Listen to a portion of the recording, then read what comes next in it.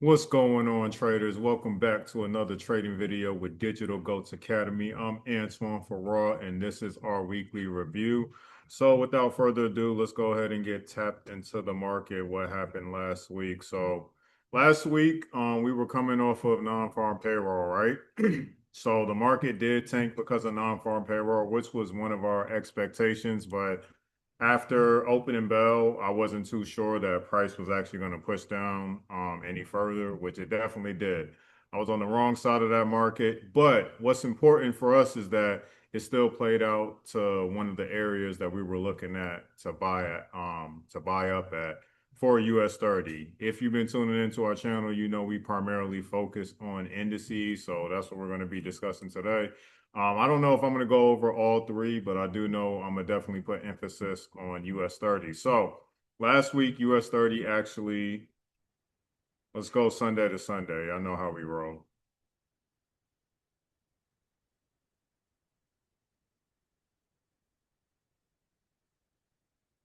Blah, blah,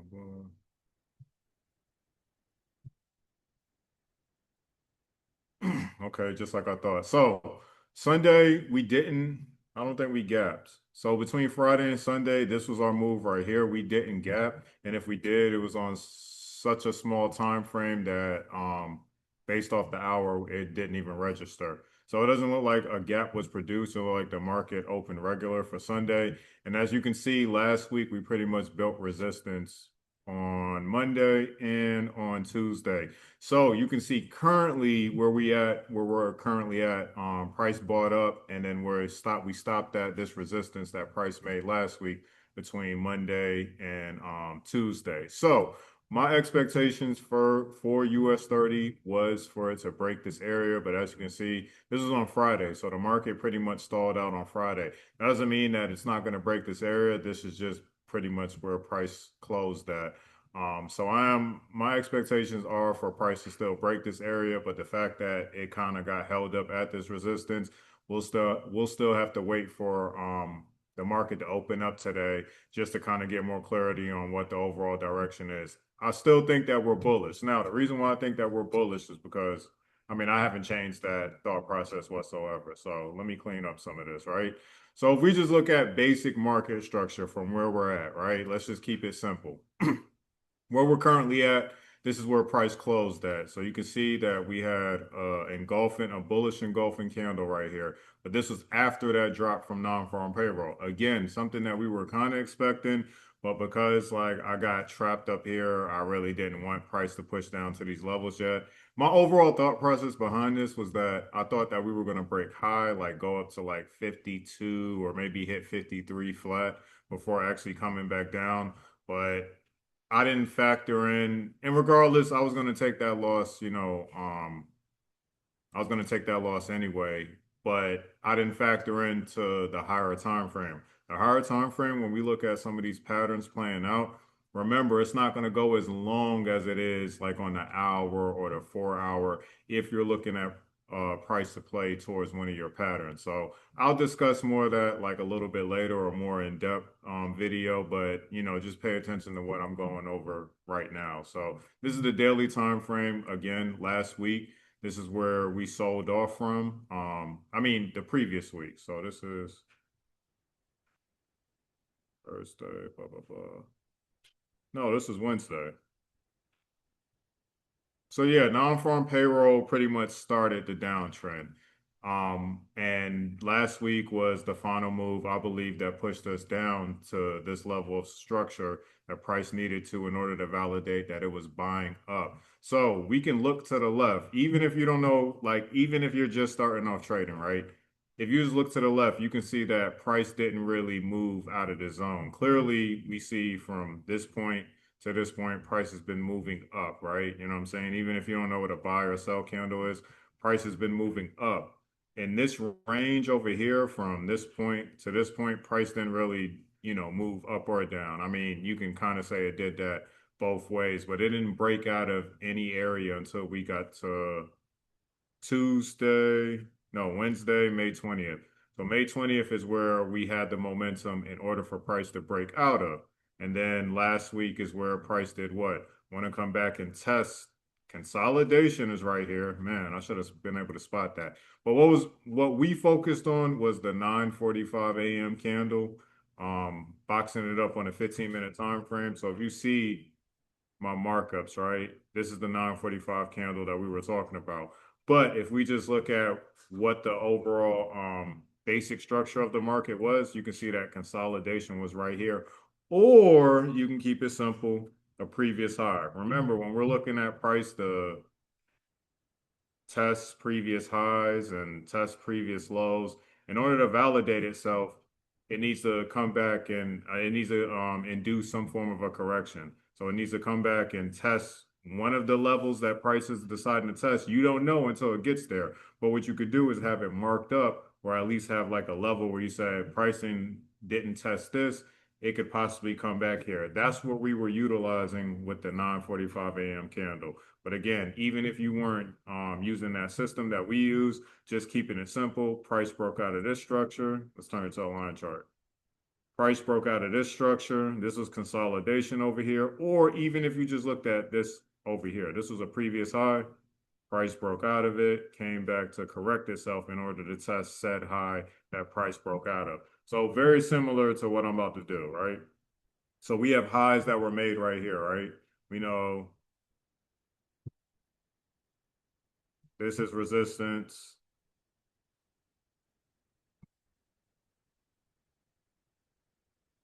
This is resistance. This is resistance. Very similar to, I mean, if I broke it down on a smaller time frame to what you would be seeing over here, right?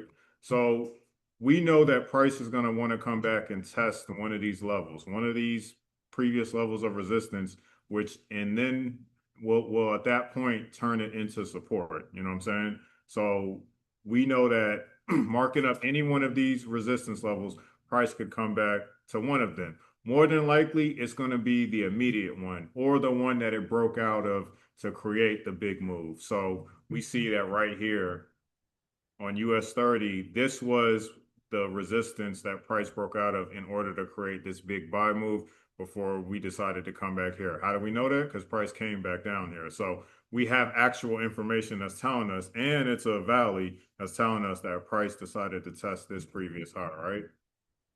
So very similar to what I'm drawing over here. And then what we need to do is just have any of these areas, set to be prepared for to buy up. So price blows through this area first. It's like, okay, you want to wait. It doesn't validate, it doesn't buy off that area. It breaks through it, comes back and tests that resistance. Breaks through the second level, right? Comes back, tests this resistance. Now, does this mean that the buy trend, I mean the uptrend is no longer valid? No. We just know that after it bought up, price is going to come back to a level of support, which was previous resistance, which is prior resistance, in order to buy back up. Then we come back to the one that pretty much brought price all the way up. So you see very similar over here. This move brought us all the way up, and this is where price wants to come back and test because that was the immediate level that price broke out of when it was trying to create resistance. So at one point that was resistance until price broke out of that area. So we see it very similar. It moved in an uptrend formation, and then its correction wanted to come back to the lowest level of resistance that price could provide while keeping the uptrend validated. So very similar to like what I drew right here. So that's what we're seeing today. So now we should expect that sequence between today and Friday to repeat itself. I mean, well, not repeat itself, to do something very similar. So we just got to start breaking it down on smaller time frames to identify any possible levels of resistance that price could come back to.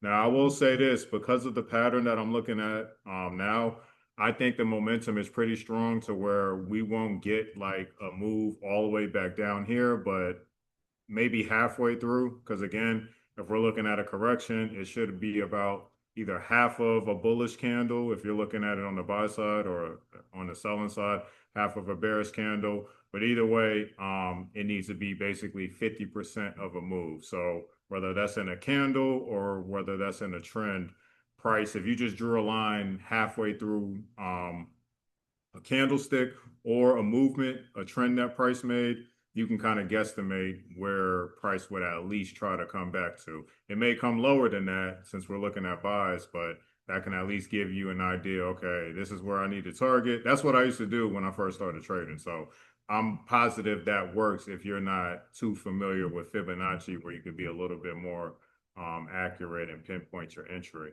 So, well, let's break it down.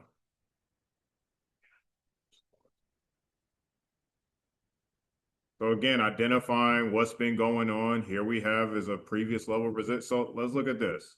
Resistance over here. Price could come back to this. Or if we're looking at the lowest one, price could come back there. We'll count this whole area as resistance, right? Now we had this move happen. We had this move happen on Friday. So I am thinking that price is going to continue its momentum off of this correction right here back into this consolidation. But we're just marking up potential areas that price can come back to.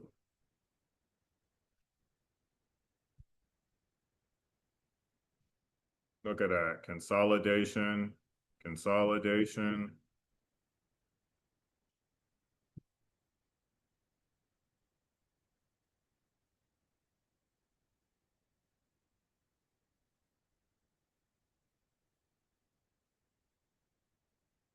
Imbalance candle right here. So if we did draw a fib on it, 50% you see would be like if you drew an imaginary zone.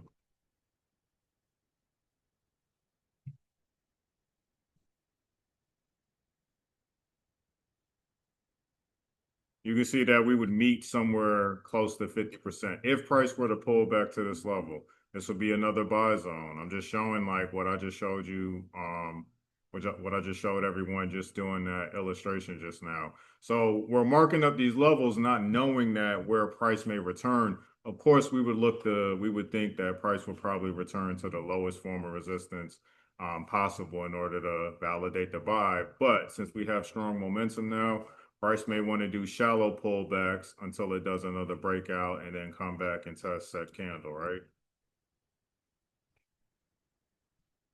So you see turning it to a Hakanashi candle. Y'all know if y'all been trading with me that I like to turn it to a Hakanashi candle because what does that do? That measures momentum. Now, this is the first significant bullish momentum we've gotten in the past 2 weeks for US 30. So the fact that we got a strong bull candle right here, you see that is very big right now. And it's showing the exact formation that we want to see when it comes to Hakanashi.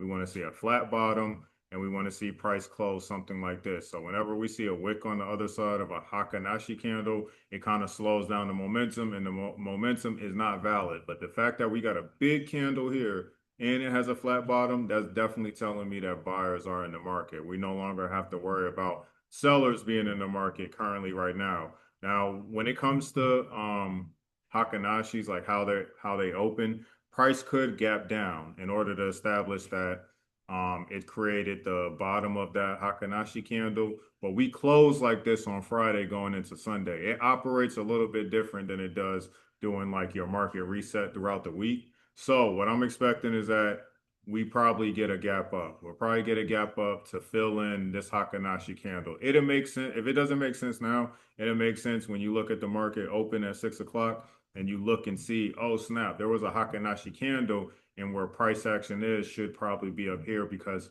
if we're seeing a strong Hakanashi, bullish Hakanashi candle right here for the daily, this is the daily time frame, we're definitely going to see it going into this day. So the momentum from Friday should continue. You know what I'm saying? So price action should bring us up and we should actually finally break this resistance. But we'll see because we're at resistance right now. So price could slightly push down, but I don't think it's going to be as like big as the movements that we saw last week between Monday and Tuesday.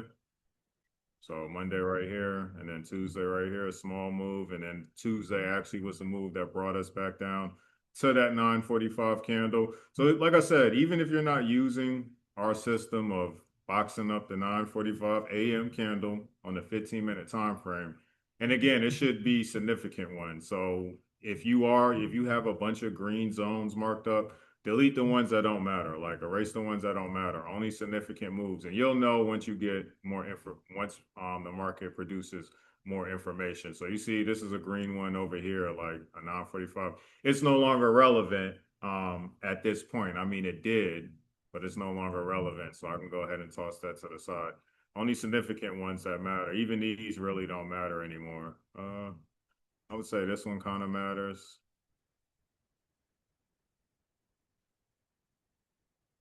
Unless price returns back down here, I don't see this one mattering. Yeah, a lot of these don't matter anymore. I mean, but they mattered for that day. Trust me, they mattered for that day. But, you don't want to have a bunch of unnecessary markups. This one mattered, so I'm gonna hold this because this information could be relevant for next year. But either way, breaking out of resistance, we should expect if price doesn't continue the momentum, we should expect one of these areas that price pulls back to. Do I think that price is going to pull back to any one of these areas? I'm not sure, but I don't think that we'll meet this low. But if we do, we're already in preparation for the buy. So I like that price did pull back on Friday. This was opening bell, yeah, opening bell brought us down, like it should. So I'm thinking, yeah, the continuation should be up because opening bell still reacted like it did any trading day that we're looking for buys. When we're looking for buys, we expect opening bell to bring us down. We just don't know where that area could be. But again, areas that you mark up by identifying where the previous resistance was at or where the previous support was at, that's going to put you in that buy or sell zone. But in this case, it's put us in a buy zone. So I'm looking, like I said, based off the Hakanashi candle and based off of how price action moved on Friday, I'm looking at the market to continue buying up. We may get sluggish. If we don't get a gap, we may like consolidate for a little bit and then break up out of this resistance. But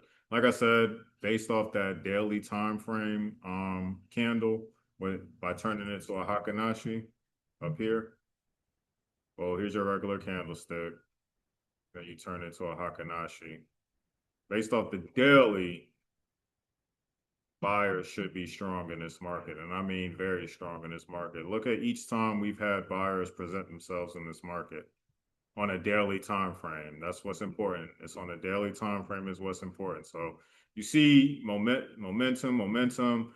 This is the first time we've had strong momentum like after a bear side. Anytime we've had strong momentum, it's kind of been like slightly strong compared to how it ended up the rest of the week. So you see like right here on May 21st, we had momentum right here, May 22nd. Then the momentum died off, slightly got stronger, and then we tapered off in order to correct the market, right? But now we're back in that sequence. So we have strong momentum. So this is more identical to this candle that was produced on Friday, May 22nd, which, wow, that's crazy. So this is a,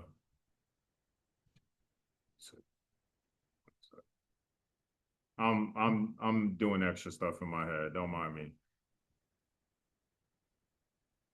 That is crazy that on May 22nd it was bullish on a Friday, and then Friday, June 12th, it was bullish. Telling you, there be signs in this market, yo. You just got to pay attention to it. And this move, you can see that that move was like a bearish move. That wasn't even like a buyer's move. So we did gap up off of the following week. Yeah. So you see the following week, going into Sunday from May 22nd, we gapped up, but you can see that on the Hakanashi, it just showed you a straight bullish move. Yeah, going into okay, so yeah, I see I see what because it's Sunday, yeah, because the market closed. Over here confusing myself. But yeah, we had a gap up, which brought the market obviously up, created another bull, closed out as a bull candle, and then the following day we brought bears in it. So what does that say? Possibility of the same thing happening this week? I doubt it. I doubt it in the same format because if we extend the gap over, you can see the gap crosses, basically price action crosses into the gap territory. So I doubt that we even come back to push down to this level. But yeah, if we get a gap up here, I'm thinking the same thing. We'll have like a push back to this resistance if we gap up here. push back to this resistance, and then buyers are back in the market. And it may take how many days it took for this? Let's say one, two, three, four. Let's say three. And even then, it came back lower. So yeah, it took 3 days for the market to continue its bull move before starting to sell off. I'm not thinking like we're gonna have like the same days of the count, but again, when you see this stuff happens, history repeats itself, the market repeats itself. It's in different formats. You just have to be able to spot when it makes these changes. But seeing that is kind of like a yeah, I'm thinking that we're going to see something very similar to this, but it may not be a strong gap up, but I'm thinking that we'll still see like bulls in the market right here. But all this stuff, all this entire movement that we were looking for, even off of the sell, this came off of us identifying right here, consolidation moving upward. Because we've seen this over and over, this type of pattern that consolidation makes, right? It'll consolidate. If we're consolidating upward, it'll it'll bounce between whatever price range that it's at. It'll finally break out, and then what price will do is do its initial breakout and come back and test to validate this area. Now, the only way we can still say that it's buying is if it buys up from pretty much either the resistance that was made of that consolidation or like halfway into the pattern. You know what I'm saying? So it's like two ways that I say this is still considered a buy halfway into the consolidation pattern or at the resistance that that pattern made. To give you a better example, let me show you with NASDAQ. So you can see that with NASDAQ, and I think we saw this between the 4 hour and daily time frame. Yeah, we got it better on the 4 hour. So I was mentioning that we should see something very similar. So price broke out of here, tested this area. Now, what I was looking for initially, I was looking for a price if for NASDAQ, if price was going to continue selling off, it should have came back to this area. But you can see this move isn't as strong as what we saw with US 30. So what I saw is that based off of NASDAQ, just kind of using this as like a template, right? Based off of NASDAQ's move where it broke out, it did like a shallow pullback. It wasn't as strong as we see it happen like with S&P when we saw it on the selling side. And there may be a difference between like when it's buying and selling, but you can see that it does like a short pullback and then, shoots the market either down or up. So in this scenario, price was selling off, broke out slightly, and then shot the market down, right? So that's exactly what I was expecting for US 30, but I thought we were just going to break a little bit higher. You can see that just looking at this, it did very similar to like S&P and NASDAQ. It did like a shallow pullback. So it broke out enough to say that, yo, I'm trying to buy up. Then it came back to test this pattern. You know what I'm saying? We might as well say it tested like 50% into this pattern versus saying that it tested at the high of this pattern, because the high of this pattern would be considered these moves over here. So this would just be like 50% of this pattern if you took like a wick to it, right? Let me see.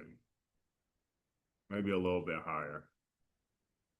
Okay, 23%. So it would be considered like the high of this pattern. My bad. So this would be considered like the high, basically the resistance of this pattern. So this is resistance right here. This is resistance right here. See that price drove the market down, then broke out of that resistance, and finally we came back to test said resistance. I think a lot of this is useless now, actually.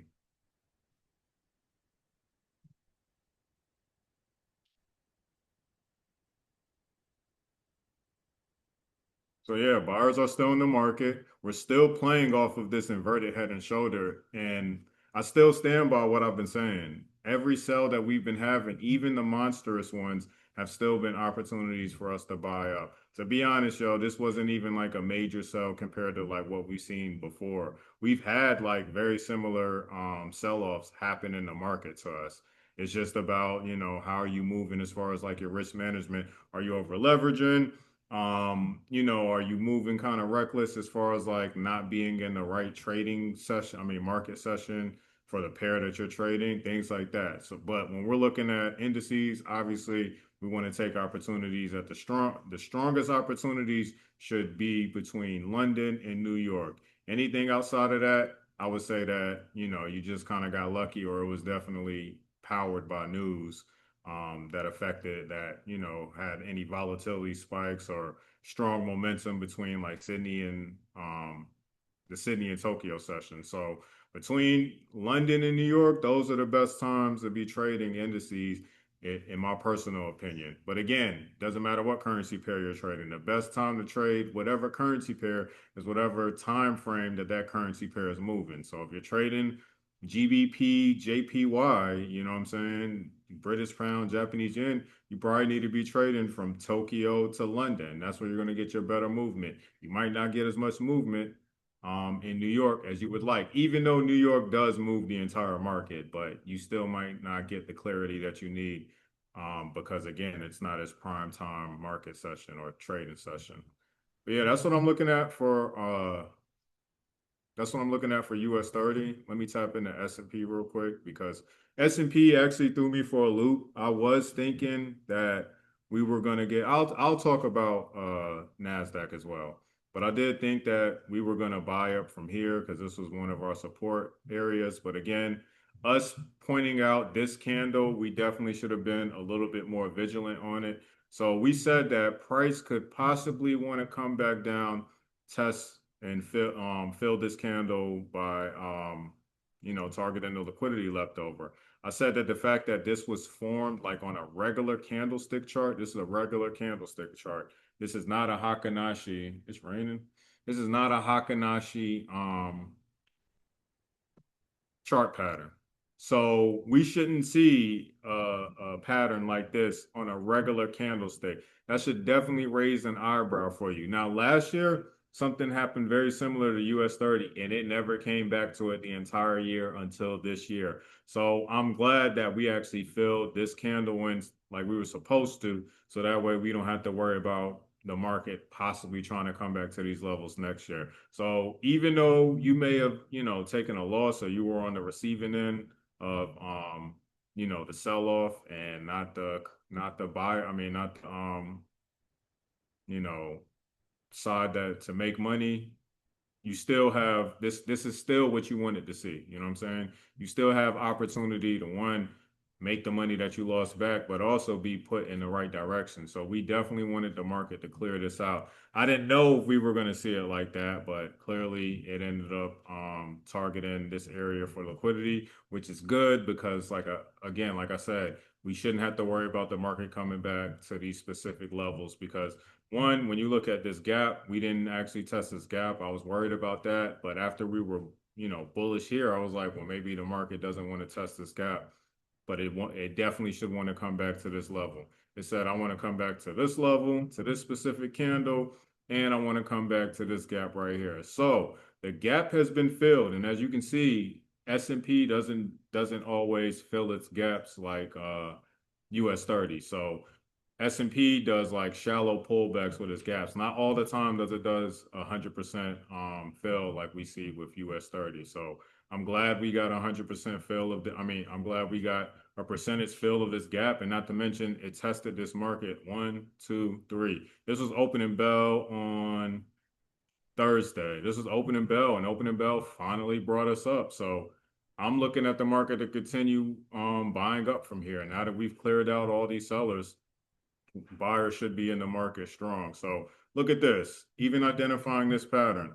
Now I identified it like right here. I think this is the best version, but I think you can still, point it out in two different ways. So right here, I would say this is your inverted head and shoulder.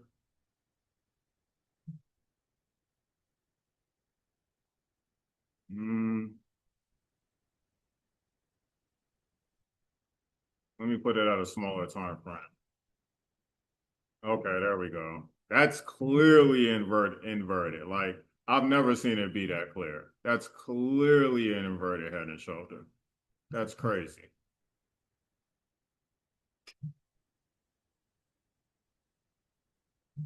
Clear as day. Oh,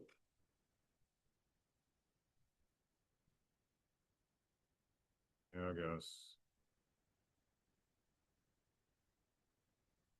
So basing it off of the 1 hour, we can see that it's playing out to that. And then if we go out to the 4 hour, look, if I turn it to a line chart, I can still spot it. So boom, 4 hour, boom. Now I'm not sure if we've actually created the right shoulder yet, and that could be where price decides to pull back in order to create the right shoulder. But whenever you look at inverted head and shoulder, even if it is going to create a right shoulder, it should still want to break high and then come back to create the right shoulder. So we should see something like this.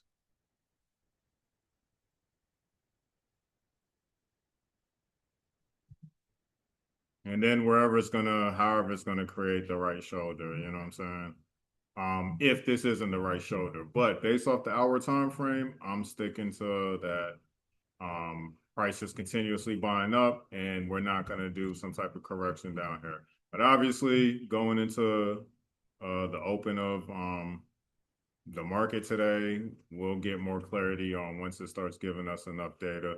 Probably by London session, we'll have enough information to say, okay, yeah, price is still pushing up, or did we actually reach resistance in order to reject this and actually create the right shoulder? That's if price on the 4 hour is playing off of that inverted head and shoulder, which, like I said, I'm pretty confident it is. I don't identify these a lot, but I mean, that's kind of like straight up obvious. And again, it's what happened after the move. So after we reached down here, price did what?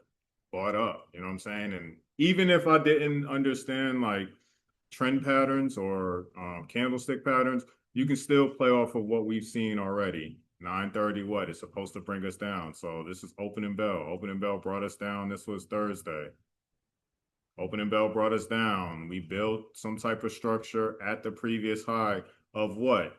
Morning star pattern. Okay, I'm getting too carried away because I keep identifying patterns. I'm trying to keep it simple. So we got brought down by opening bell. We knew that price bought up from here. And we knew price bought up from here because we did establish that there was a candlestick pattern. So you have your morning star pattern right here. And morning star pattern has to do what? It has to test half of that pattern or 100% of it to create support. What would be half? The previous high. If you marked up this pattern from high to low, you would see it got close to 50%. 382, but within the ballpark of 50%, but still, you know what I'm saying? Still counts as that window because what's important is testing the high. Once I see the test of the resistance of the doji that was made, to me, that's a confirmation that price validated that we did correct based off of that candlestick pattern. So this was where buyers basically said that we're in the market. You know what I'm saying? This is where buyers saying that I think we're showing up, but this was the confirmation that says, yes, I am in this fucking market, right now. So that's what I'm looking at for S&P. I expect this momentum to continue unless, we get some news that pushes us down. But again, I just showed you what we should be looking for. So this was a previous level of resistance right here.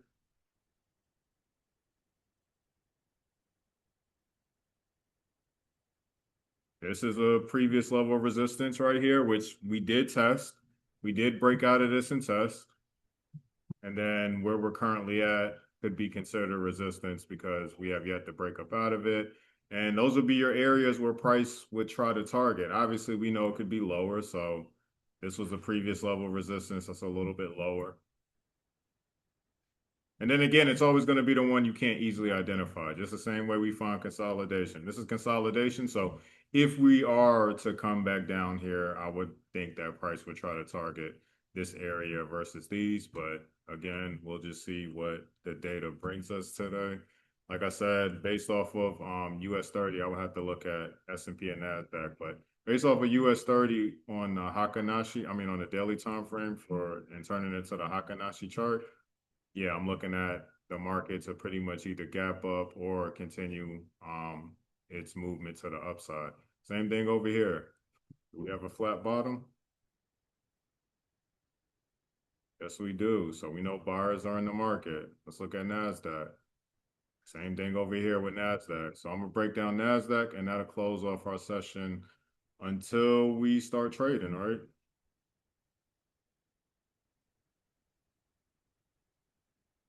So I think we had another zone that was marked up. Yeah, we did have another support zone that was marked up, but we did mention, did we? Or was this it? No, I think this was it. But anyway, same thing over here. I know you probably can't see like that red dot, but this candle, let me break it down to a 4 hour time. This candle was the same day that that candle that was produced that we saw on S&P where I was like, excuse me, where I like this candle looks funny. So same thing. This is not the Hakanashi chart display, right? So we shouldn't see a candle with no wick on the side or bare like it should have some wick on the side because that's just how candlesticks are made. So the fact that this doesn't have any wick, we know that a gap was produced down here. We know that for a fact. But at the same time, even if you didn't know a gap was produced, you should still mark up this candle by being like, man, the way that this candle closed, I guess there is a small wick on it. Let me see.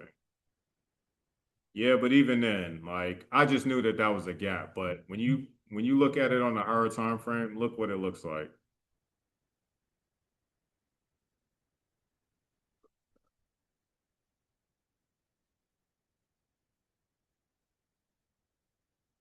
On the daily, you see it does have a flat bottom, like it's a Hakanashi. So again, that should cause you to raise an eyebrow, like, why does that candle look like that? Even if you didn't know that price was going to try to collect liquidity, if you're still new to trading, like that should still raise an eyebrow. Now that is kind of like designed to work two ways that you'll see this happen and price it get you skeptical so it'll make you second guessing yourself. What I would say is that, when you identify like candles like this, still stay in a direction until you see price visibly, moving the goalpost down. So if you see that price is coming down to these areas and closing, then yeah, I would be concerned that, well, one, I would say that this was probably like an area to target for a buy zone. If I had some form of structure, I obviously would be looking at that as a buy zone. But just like we saw with S&P, the buy zone was a lot lower than what we're seeing with Nasdaq. So again, I would still just annotate it so that way I know that okay, that candle looks weird. I don't know what's going on, but price action is still playing to the uptrend. So I'm gonna play to the uptrend until price shows me otherwise, right? And if you would have did that, you'd have definitely been swimming in profit because price at no time did it show you that it was pushing down back to this level until we sold off last week. So I'm thinking, like I said, well, I'm confident that the buyers are in and the buy is going to continue, especially since we made a higher low from, well, a lower high from this movement, but after our next sequence of corrections, it'll be a higher low. But this was support area that we mentioned. We identified this candle. So to me, liquidity was collected around here. So the banks captured their money. So the banks are going to keep pushing the market in this direction until they need to capture some more money. So again, same thing with NASDAQ. If we're looking at it on the hour time frame, identify your levels of resistance. Right here, price broke out of, and obviously this is our lowest one. Well, our lowest one is really down here, but this was our confirmation. Again, morning star pattern, but this is our confirmation based off of this high. Now, I am skeptical about NASDAQ because NASDAQ does, it can kind of push lower or do its own thing in comparison to US 30 and S&P. But based off of the formation that we're seeing right here, the uptrend should continue. Like I said, identify these areas where you say there's resistance at. No resistance right here. And again, you can see that price came back to test resistance that you weren't even paying attention to. Created support right here, brought up. So currently we're at resistance until price either pushes down. Well, we have to treat this as resistance. So we're treating this as resistance until price breaks this. You know what I'm saying? So just to keep it simple, until price breaks this level, all these levels are resistance. But of course, the one that we should be targeting is either the lowest form of resistance or like halfway through. So if price broke out of here, I would think that it would try to come back to this level because one, we've established support down here.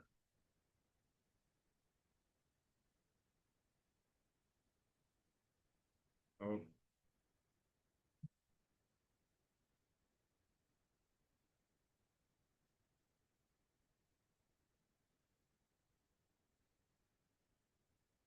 So we've established support, and obviously, if this is going to be our true support zone, then buyers are in the market, and we should see all these levels of resistance being broke.